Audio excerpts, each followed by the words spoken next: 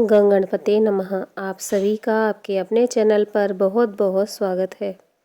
आज इस वीडियो में हम माघ मास महात्म्य के 15वें अध्याय का रसपान करेंगे। बोलिए गणपति गजानन महाराज की जय। माघ मास के ठाकुर की जय।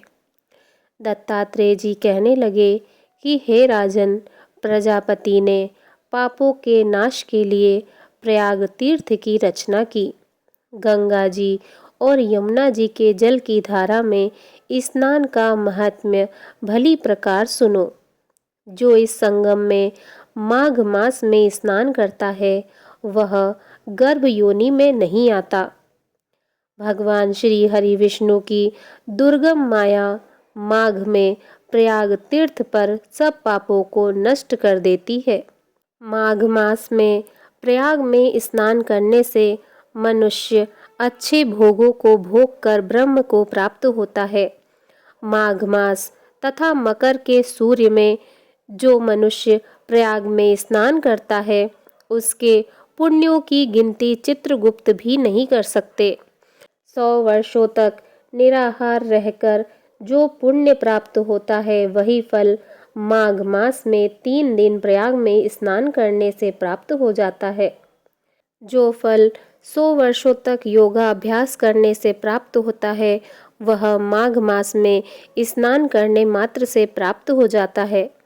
जैसे सर्प पुरानी केचुली को छोड़कर नया रूप ग्रहण कर लेता है, वैसे ही माघ मास में स्नान करने से मनुष्य पापों को छोड़कर स्वर्ग को प्राप्त होता है।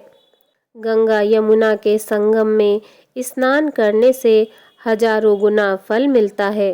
हे राजन, जिसको अमृत कहते हैं वह यह त्रिवेणी ही है। ब्रह्मा, शिव, रुद्र, आदित्य, मरुतगण, गंधर्व, लोकपाल, यक्ष, गुहाक, किन्नर, अणिमादि गुणों से सिद्ध तत्वज्ञानी ब्रह्माणी, पार्वती, लक्ष्मी, सची, नैना, दिति, अदिति, संपूर्ण देव पत्नियां तथा नागों की स्त्रियां घृताची, मेनका, उर्वशी, रंभा, तिलोत्तमा, अप्सरा गण और सब पितर मनुष्यगण कलयुग में गुप्त और सतयुग आदि में प्रत्यक्ष सब देवता माघ मास में स्नान के लिए आते हैं। इन दिनों माघ मास में प्रयाग में स्नान करने से जो फल मिलता है वह फल ईश्वर ही कह सकता है। मनुष्य में कहने की शक्ति नहीं है। हजारों अश्वमेघ यज्ञ करने से भी यह फल प्राप्त नहीं होता।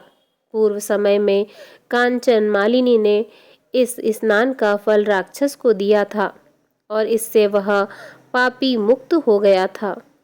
बोलिए भगवान श्री हरि विष्णु जी की जय। ओम नमो भगवते वासुदेवाय नमः।